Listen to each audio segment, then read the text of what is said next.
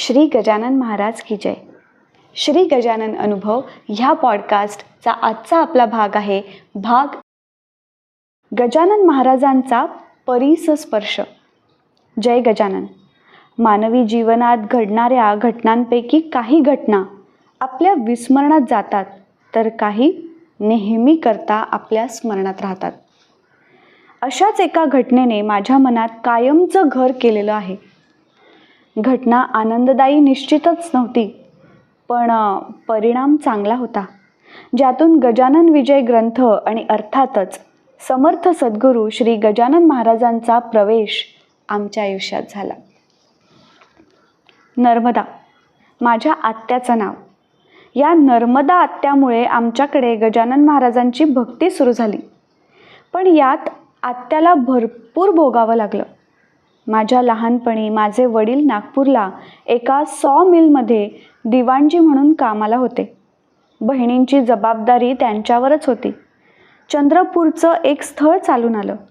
जुजबी माहितीवर लग्न पार पडलं आणि वडिलांच्या लक्षात आलं की आपली फसगत झाली. नर्मदेचा जीवन प्रवाह एक अडथळ्याची शर्यत ठरला. मिस्टरांची कौटुंबिक पार्श्वभूमी अजिबात योग्य नव्हती.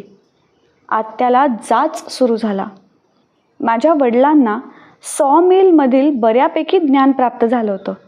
त्या आधारावर त्यांनी यवतमाळला मिल सुरू करण्याचं ठरवून आत्याच्या मिस्टरांना देखील तिथे बोलावून घेतलं, जेणेकरून आत्याचा त्रास निदान काही अंशी तरी कमी व्हावा. आता आम्ही सर्व कुटुंबीय यवतमाळला आलो होतो.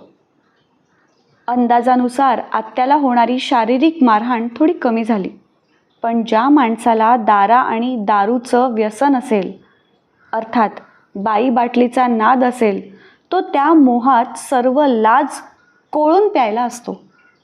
हे सर्व प्रकार आत्याच्या नजरेसमोर घडत असतील तर त्या बिचारीला किती प्रचंड मानसिक त्रास सहन करावा लागला असेल. आत्या रोज झुरत होती, प्रत्येक दिवशी मरत होती. तिच्या या यातना पाहून कुणा गजानन महाराज भक्ताला तिची कीव आली आणि तिला सल्ला मिळाला, शेगावच्या गजानन महाराजांना शरण जा. श्री गजानन विजय ग्रंथाचं पारायण करीत जा, तेच तुला यातून मुक्त करू शकतात. आत्या विजय ग्रंथाचं पारायण करू लागली.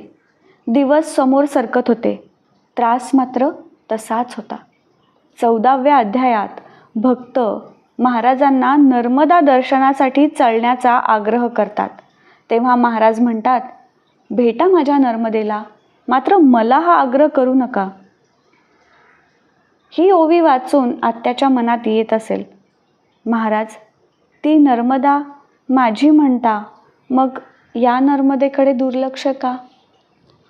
आत्या आतल्या आत रडत होती, महाराजांना विनवत होती.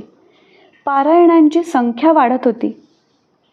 त्या दिवशी कदाचित भावनांचा उद्रेक झाला असेल. महाराजांना कळवळून प्रार्थना झाली. विजय ग्रंथात प्रसंग आला, बाईजाबाईच्या ज्येष्ठ दीराने तिला त्रास देण्याचा प्रयत्न करताच त्याचा मुलगा माडीवरून खाली पडल्याचा प्रसंग असावा. आत्याला आलेला हुंदका कदाचित महाराजांच्या कानावर गेला. आत्याची प्रार्थना महाराजांच्या चरणी रुजू झाली असावी. त्यावेळचं पारायण पूर्ण झालं. त्याच रात्रीची गोष्ट. रात्री सर्व गाढ झोपेत होते. आत्याचे मिस्टर, ज्यांना आम्ही मामाजी म्हणत असू, अचानक ओरडतच झोपेतून उठले.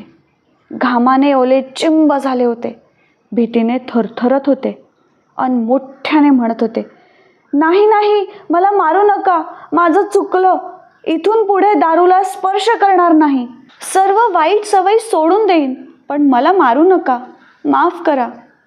घरातील सर्व जागे होऊन त्यांच्याजवळ उभे झालेत. ते सांगू लागले, एक नंगा बाबा आला, त्यानं मला चांगलंच चोपलं, मार दिला. माझ्या करणीकरता मला रागवत होता. मला त्यांची भीती वाटतेय. यापुढे मी चांगला वागेन, कुणाला त्रास देणार नाही, सर्वांशी प्रेमानं वागेन. सर्वांनाच वाटलं असेल स्वप्न पडलं, हा माणूस काय सुधारणार आहे, पण प्रत्यक्षात अघटित घडलं. त्या दिवशी अक्षरशः गजानन महाराजांचा परिसस्पर्श मामांजीच्या आयुष्याला झाला. अगदी दुसऱ्याच दिवसापासून त्यांच्या वागण्यात आमूलाग्र परिवर्तन होऊन काही दिवसातच मामाजी आमच्या कुटुंबात आणि समाजात सर्वांना प्रिय झालेत. आता नंगाबाबा कोण हे मामांजींना कळलं होतं आणि आत्याचा तर प्रश्नच नव्हता. गजानन महाराजांच्या भक्तीत न्हावून निघालेली नर्मदा ज्याला त्याला गजानन महाराजांची महती सांगू लागली होती. अशातच एक दिवस माझ्या भाचीला लहान वयातच मेनिंजायटिसचं निदान झालं. डॉक्टरांनी तिला नागपूर मेडिकल कॉलेज हॉस्पिटलला भरती करण्याचा सल्ला दिला. ते म्हणाले, दुःख विकोपाला गेलं आहे, वाचेल की नाही सांगता येत नाही, वाचली तरी एखादा अवयव निकामी होऊ शकतो. ते ऐकून आम्हा सर्वांनाच दुःखाचा आणि भीतीचा तीव्र धक्का बसला. मला पाठोपाठ आठवलेत ते गजानन महाराज. मी सौ हेमा कुकडे, यवतमाळ. मी घरीच महाराजांच्या फोटोसमोर हात जोडून उभी झाले आणि महाराजांना नवस बोलले. महाराज, जर माझ्या भाचीला तुम्ही सुखरूप ठेवलं तर मी नॉनव्हेज खाणं सोडून देईन. आज हे सगळं सांगणं सहजपणे होऊन जातं, पण आजारपणाचे ते 4 महिने कुटुंबातील मानसिकता काय होती हे फक्त ज्याने अशी परिस्थिती अनुभवली आहे ना, तोच सांगू शकतो. असो, महाराज नवसाला पावले. मामांजीच्या प्रसंगात त्यांची दारू सुटली आणि भाची सुखरूप राहून आमचं नॉनव्हेज खाणं सुटलं.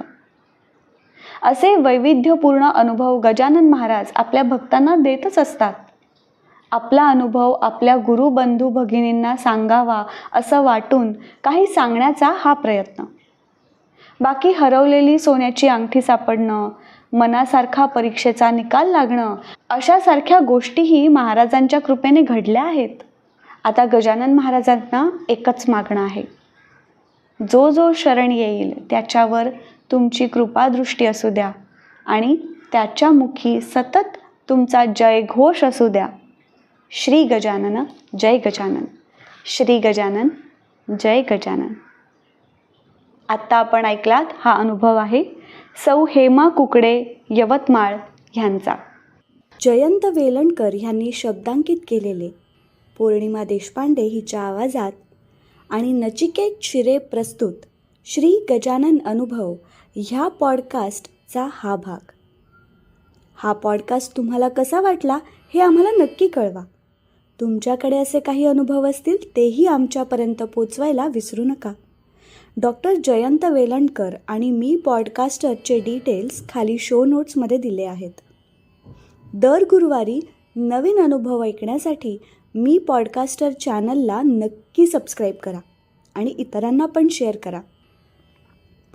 तुम्हाला जर घरी समर्थ सद्गुरू श्री गजानन महाराजांची उपासना करायची असेल तर त्यासाठी डॉक्टर जयंत वेलणकर ह्यांनी रेकॉर्ड केलेल्या साधनेचा आपण लाभ घेऊ शकता. त्याची लिंक खाली दिलेली आहे. मी पॉडकास्टरचे इतरही पॉडकास्ट नक्की ऐका. पुन्हा भेटूया पुढच्या गुरुवारी एका नवीन अनुभवासोबत. तोपर्यंत श्री गजानन जय गजानन, श्री गजानन जय गजानन.